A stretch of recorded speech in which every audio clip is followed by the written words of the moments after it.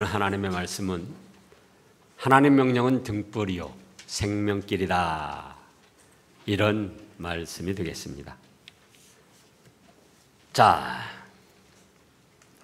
하나님께서는 우리 인생들에게 어떻게 살아야 될 것을 613가지로 말씀을 하셨습니다.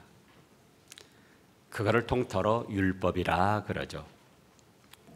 적극적으로 행하라 하는 말씀이 248개입니다. 예를 들어서 안식일을 기억하여 거룩히 지켜라 하라는 겁니다. 네 부모를 공경하라 하라는 겁니다. 그것이 248가지고, 또 터부시하고 하지 말라, 멀리해라, 이것이 365개입니다. 1년 365일처럼. 그래서 나 외에 다른 신을 섬기지 말라, 또 살인하지 말라, 하지 말라는 거예요. 이런 율법 613가지가 때로는 우리를 무겁게 하기도 하고 억압하기도 합니다. 그러나 그것은 우리를 무겁게 하거나 억압하고 우리를 괴롭게 하려고 그러신 것이 아니고, 오늘 23절 말씀을 보면은 그런 하나님의 모든 명령은 우리의 살아갈 길을 밝혀주는 등불이요 빛이라는 겁니다. 때로는 우리가 말씀에 어긋나서 책망을 받는다 할지라도 그것은 우리를 생명의 길로 인도하는 복된 말씀들이라는 거예요. 그 율법 613가지를 요약하면 그것이 핵심이 10계명입니다. 10계명 중에서도 오늘날 세계적으로 또 국내적으로 문제가 되는 7계명, 간음하지 말라, 이런 말씀으로 은혜를 받고자 하는 것입니다. 자, 오늘 23절부터 29절까지 말씀을 보면은 바로 그런 내용입니다. 그러면 우리가 이 7계명을 통해서 생각해야 될 것이, 첫째로 정상적인 부부의 결합은 하나님께서 주신 축복이라는 말씀입니다. 하나님께서는 남녀가 결합하여 한 몸을 이루는 것을 축복하시고 생육하고 번성하여 사랑을 주고받을 좋은 방법으로 주셨습니다. 이 축복은 한 남자와 한 여자가 정상적인 결혼을 한 부부 관계로 하나님께서 인생들에게 주신 최초의 축복이며 최고의 축복입니다. 그래서 정상적인 부부의 결합은 죄악이 되거나 더러운 것이거나 그런 부끄러운 것이 아니에요. 자, 이제 우리 창세기 1장을 보겠습니다. 창세기 1장 27절 8절 말씀을 다 같이 한 목소리로 봉독하겠습니다. 하나님이 자기 형상 곧 하나님의 형상대로 사람을 창조하시되 남자와 여자를 창조하시고 하나님이 그들에게 복을 주시며 하나님이 그들에게 이르시되 생육하고 번성하여 땅에 충만하라, 땅을 정복하라, 바다의 물고기와 하늘의 새와 땅에 움직이는 모든 생물을 다스리라 하시니라. 보세요. 남자와 여자를 창조하시고 그들에게 복을 주시며, 지금 하나님이 우리 사람들을 만들어 놓으시고 최초로 복을 주시는 겁니다. 하나님이 그들에게 복을 주시며 하나님이 그들에게 이르시되 뭐라고 하셨습니까? 생육하고 번성하며 땅에 충만하라. 남자와 여자를 만드시고 또 만물도 암수를 만드시고 결합하며 생육하고 번성하라고 하셨는데 특별히 우리 사람들에게는 그걸 복으로 주셨다 그겁니다. 또 창세기 2장 24절 5절 말씀을 보겠습니다. 24절 5절 다 같이요. 이러므로 남자가 부모를 떠나 그의 아내와 합하여 둘이 한 몸을 이룰지로다. 아담과 그의 아내 두 사람이 벌거벗었으나 부끄러워하지 아니하느니라. 보세요. 그래서 정상적인 부부의 결합은 결코 그것이 죄된 것이거나 더러운 것이 아니다. 하나님께서 축복하신 아름다운 것이다.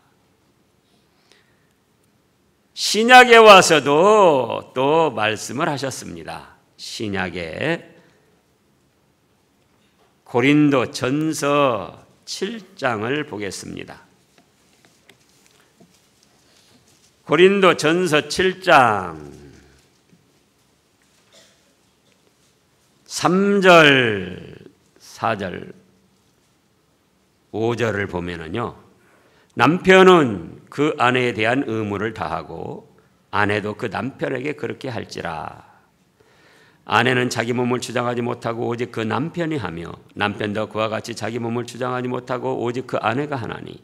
5절입니다. 같이요. 서로 분방하지 말라. 다만 기도할 틈을 얻기 위하여 합의상 얼마 동안은 하되 다시 합하라. 이는 너희의 절제 못함으로 말미암아 사탄이 너희를 시험하지 못하게 하려 함이라. 그래서 분방하지 말라고 말씀을 하셨어요. 혹시 기도할 틈을 얻기 위하여 합의해서 우리가 며칠 동안은 방을 따로 씁시다. 그렇게 하되 다시 결합하라 했습니다. 그래서 우리가 어떤 유교 사상이나 옛날에 그 바람직하지 못한 그런 사상에 의해서 남편과 부부 결합을 부끄러워하고 죄스럽게 생각하는데 정상적인 부부의 결합은 뭐라고요? 하나님께서 주신 축복이다. 그런가 하면 둘째로 생각해야 할 것이 부부 외의 모든 이성관계는 다 죄악이다 그겁니다. 요즘 온 나라를 떠들썩하게 하고 국제적으로 그 화제가 되는 게 뭡니까? 미투 운동인데 나도 그렇다, 나도 당했다, 나도 갔다, 뭐 이런 여러 가지 뜻으로 사용을 하는데요. 이들은 이성 간에 어느 한쪽이 원하지 않는데 강제적으로 억압적으로 관계를 맺은 것을 죄라고 규정하고 문제를 삼고 있습니다. 물론 그렇죠. 그런데 이거는 참으로 어처구니 없는 일이에요. 사람들은 그러니까 어떻게 생각합니까? 서로 좋아서 관계를 맺은 것은 그건 아무런 죄가 아니라는 거예요. 다만 한쪽이 억압을 하면서 강제성을 띄었기 때문에 그것이 죄악이고 그것이 피해를 입힌 것이고 그것이 잘못된 사람이고 그래서 죽일 사람으로들 정죄를 하고 몰아붙이는 겁니다.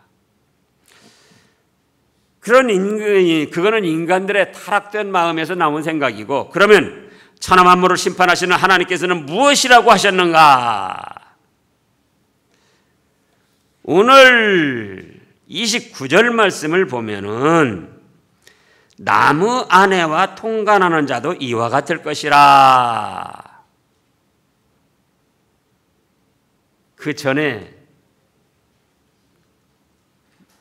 하나님의 심판과 망할 것을 말씀하셨죠. 예를 들어서 24절부터 보면 이것이 너를 지켜 악한 여인에게 이방 여인의 혀로 호리는 말에 빠지지 않게 하리라. 네 마음에 그의 아름다움을 탐하지 말며 그 등꽃불에 흘리지 말라. 음료로 말미암아 사람이 한 조각 떡만 남게 되며 음란한 여인은 귀한 생명을 사냥함이니라. 여기 그럼 남자들만 해당되는가? 그게 아니고 여자들 입장에서 보면은 24절에 이것이 너를 지켜 악한 남자에게 하나님의 말씀대로 나가면은 순종하면 악한 남자에게 세상 남자의 혀로 호리는 말에 빠지지 않게 하리라. 26절에 보면 음녀가 아니라 음남으로 말미암아 한 사람이 한 조각의 떡만 남게 됨이며 음란한 남자는 귀한 생명을 사냥함이니라. 그러면서 27절 8절에 사람이 불을 뿜고서야 어찌 그의 옷이 타지 아니하겠느냐. 합법적으로 결혼한 부부 외의 관계에는 사람이 불을 품은 것이 돼서 곧 타서 괴로움을 당하고 죽게 된다는 거예요. 또 사람이 숯불을 받고서야 어찌 그의 발이 되지 아니하겠느냐. 정상적인 부부 관계 외에 또 나무 아내와 통간하는 자, 통간이라는 게 뭡니까? 서로 통하고 좋아서 관계를 맺는 거예요.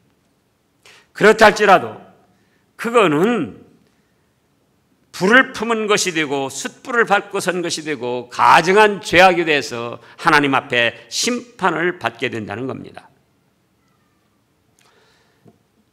그래서 7계명에 간음하지 말라는 말씀은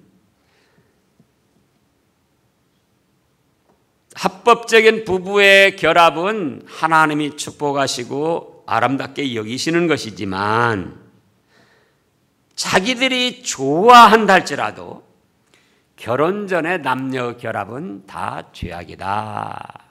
결혼하지 아니하고 남녀가 자기들끼리 좋아서 놀아나는 것, 이 자유로운 세상에 그게 무슨 죄냐? 그렇다 할지라도 하나님 앞에는 심판받을 죄악이다. 또 자기들이 좋아서 관계를 맺어도 정상적인 아내나 남편 외의 남녀 관계는 다 죄악이다 그겁니다.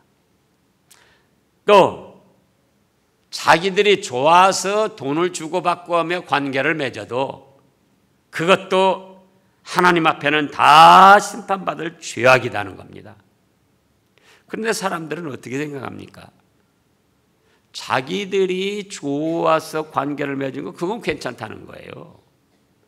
그러면 자 생각을 해보자고요. 지금 문제가 되는 안희정 씨, 그 김지은 그 여인하고 좋아서 관계를 맺었다. 그러면 그것이 죄가 아닌가? 그 아내와 자식들이 어떻게 되겠습니까? 그러잖아요. 아내의 마음을 얼마나 아프게 하고 자식들을 얼마나 부끄럽게 하는데 그것이 자기들이 좋아서 관계를 맺었으면 죄가 아니다는 거예요. 또 김지은이란 여인도 마찬가지죠. 그 외에 다른 사람들도 마찬가지입니다. 그래서 사회가 타락하면서 인간이 부패해가지고 자꾸 이런 죄악들을 용인하니까 우리 믿음의 사람들까지도 은근슬쩍 그런 사상에 그런 흐름에 흐르기 쉬운데 우리 하나님께서는 정상적으로 결혼한 부부 관계는 무엇이다? 축복이다. 그러나 혼전에 자기들끼리 좋아가지고 관계를 갖거나 또 결혼해서도 아내나 남편 외에 자기들끼리 좋아서 다른 남자 여자하고 관계를 갖거나 또는 자기들끼리 좋아가지고 돈을 주고받으면서 관계를 갖는 이 모든 것이 다 하나님의 진노와 심판을 받을 죄악이다 그겁니다. 심지어는 하나님은 뭐라고까지 말씀하셨느냐? 마태복음 5장을 보겠습니다. 마태복음 5장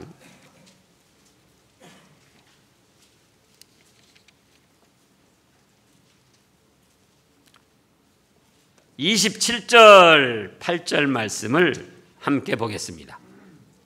또 간음하지 말라 하였다는 것을 너희가 들었으나 나는 너희에게 이르노니 음욕을 품고 여자를 보는 자마다 마음에 이미 간음하였느니라. 이렇게까지 말씀을 하셨어요. 왜냐? 우리 하나님은 겉으로 나타나는 모습만 보시는 게 아니에요. 전지전능하시기 때문에 우리 마음속 숨은 비밀까지도 다 살펴보시고 그것을 심판하신다, 그 말씀입니다. 오늘 29절 말씀에서도 나무 아내와 동거하는 자도 이와 같을 것이라. 그를 만지는 자마다 벌을 면하지 못하리라. 만지기만 해도, 즉 부부 외에 다른 사람들과의 어떤 관계를 가지지 않아도 그런 뜻이 있어가지고 만지기만 해도 그건 죄가 된다는 거예요.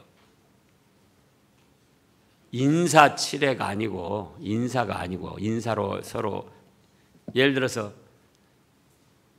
서구 문화는 인사가 우리가 뭐 가서 봐도 그렇고 TV에서도 봐도 포옹하고 볼을 맞추고 입을 맞추고 그러잖아요. 그건 그냥 인사법이에요. 인사, 문화. 그래서 제가 이미 몇 번 말씀했습니다만 우크라이나 선교 가면은 거기 여자 교인들이 막 저를 껴안아요. 그리고 또 볼도 비비고 맞추고. 가기 전에 거기 선교사님한테 전화가 와요.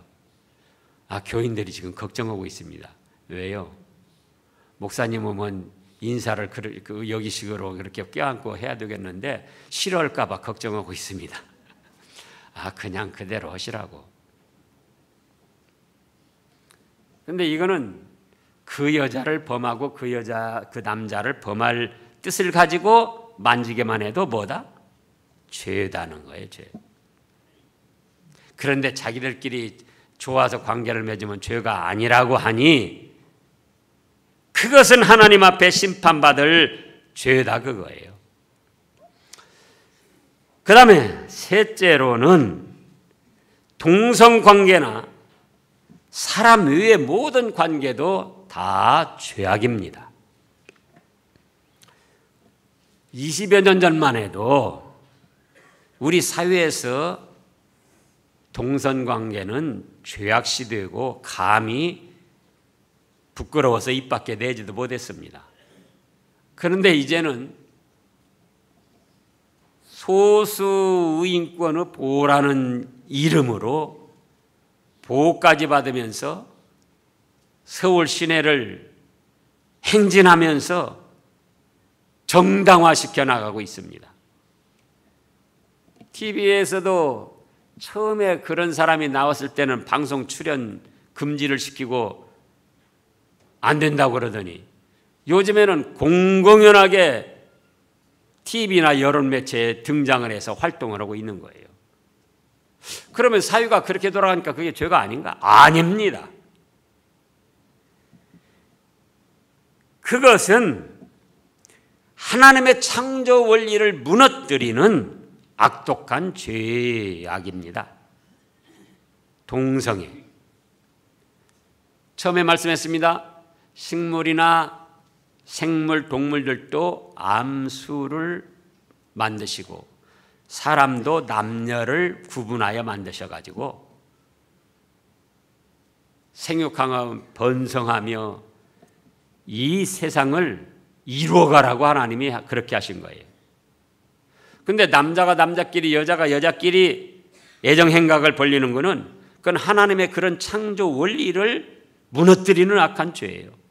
그런가 하면은 또 인간들의 삐뚤어진 욕망을 정당화시키는 파렴치한 죄악입니다.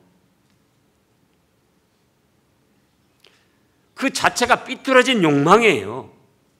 그런데 그걸 소수 인권으로 보호한다?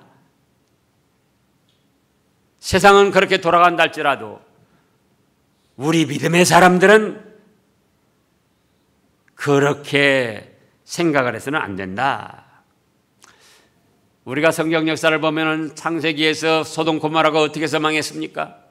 유황불비가 내려서 하나님의 심판으로 그 지역, 그 세대가 다 불타고 멸망을 당했는데 바로 그 중요한 죄악 중에 하나가 동성애였었어요. 그런가 하면 역사적으로 보면은 폼페이 도시가 화산이 폭발해가지고 망한 것이나 또 그 부국 강성하던 로마가 망한 것이나 여러 가지 죄악이 있지만 그 중에서도 동성애가 판을 쳐가지고 그렇게 해서 하나님이 무서운 심판을 내렸던 거예요. 자, 우리 로마서 1장을 보겠습니다. 신약의 로마서 1장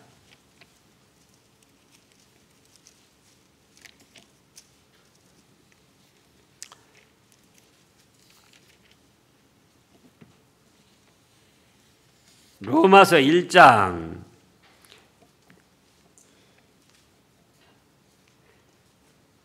26절 7절을 보겠습니다. 26절 7절.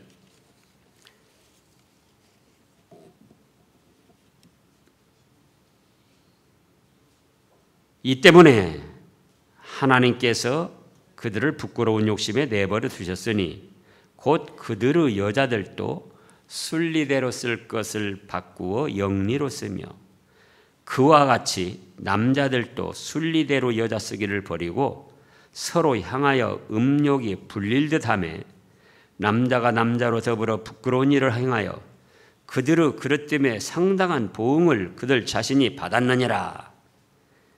여자들도 남자와 더불어 결합하는 것이 순리인데 하나님의 창조 원리인데 그걸 버리고 영리로 여자가 여자끼리 또 27절에서는 그와 같이 남자들도 순리대로 여자 쓰기를 버리고 남자와 여자가 결혼해서 결합을 하는 것이 순리인데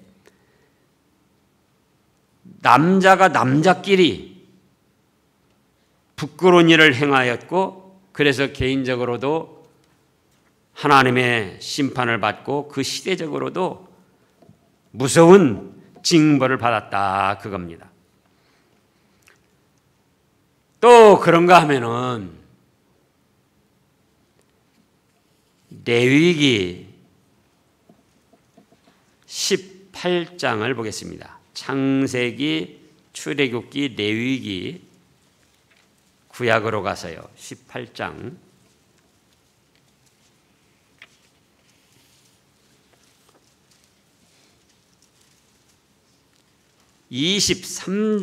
22절 3절 말씀을 보면은 22절 3절 너는 여자와 동침한 같이 남자와 동침하지 말라.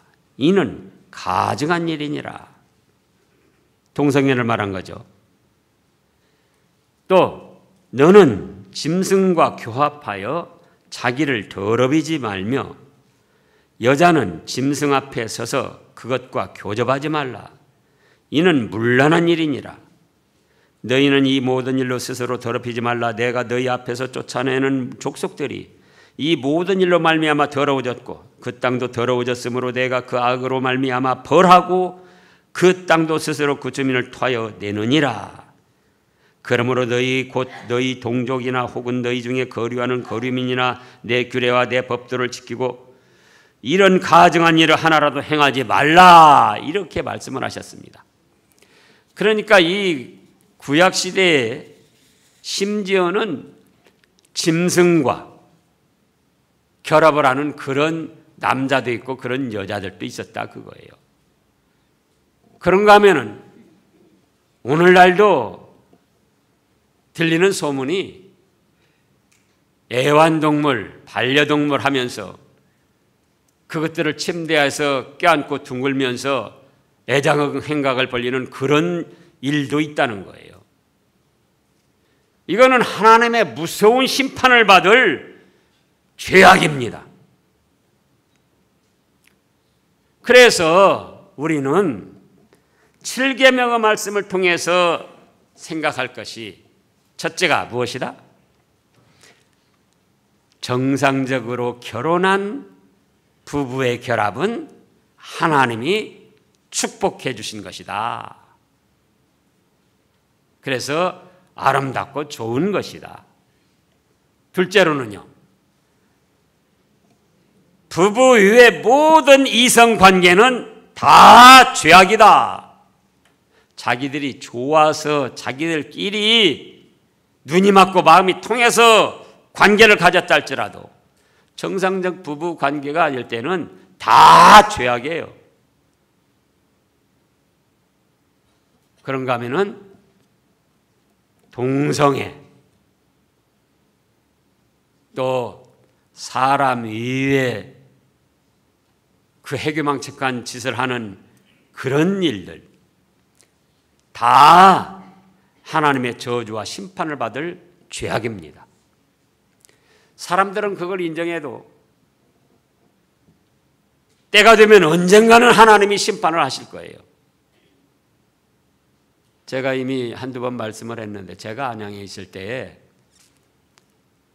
21살 먹은 여자가 아이를 낳아가지고 사는데 어떻게 해서 그렇게 됐는 거니, 자기 어머니가 아버지하고 일찍 나눠져 가지고 홀어머니 밑에서 자란 거예요. 그래가지고 남자에 대한 그 어떤 사랑, 아빠에 대한 사랑, 그것을 그리워하며 살다가 18살이 돼가지고 직장에 들어갔는데, 그 직장의 상사가 너무나도 자상하게 잘해주고 보살펴주는 거예요. 그러니까 그 사람한테 홀랑 빠져버렸어요. 또 그 사람이 결혼하자고 그러니까는 결혼을 했는데, 결혼해서 살다 보니까 유부남이다 그거예요. 가정이 있어요 이미. 그래가지고는 이제 본부인이 쫓아와가지고는 뒤집었고 난리가 났습니다. 그러니까 이 남자가 나 우리 집사람하고 이혼할 수 없다.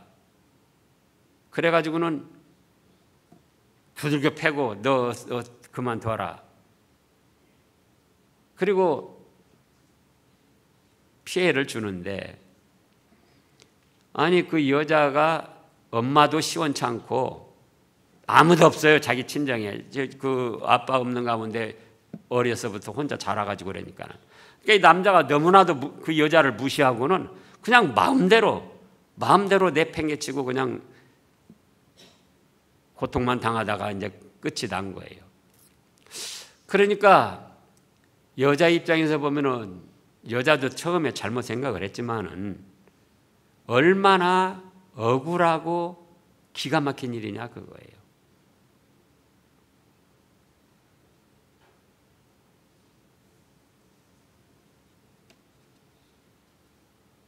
그 남자는 그렇게 그 여자를 속여먹고 그렇게 못된 짓을 하고 두들겨 패고 그래서 끝이 났는데, 그러면 그걸로서 끝이 나느냐? 하나님이 심판을 하신다 그거예요. 하나님이. 그걸 아셔야지 돼요. 사람은 그거를 사람들끼리는 좋다, 통했다, 괜찮다, 죄가 아니다 할지라도 하나님의 말씀에 어긋난 일들을 하면은 누가 심판하신다고요? 하나님이 심판을 하신다. 하나님이.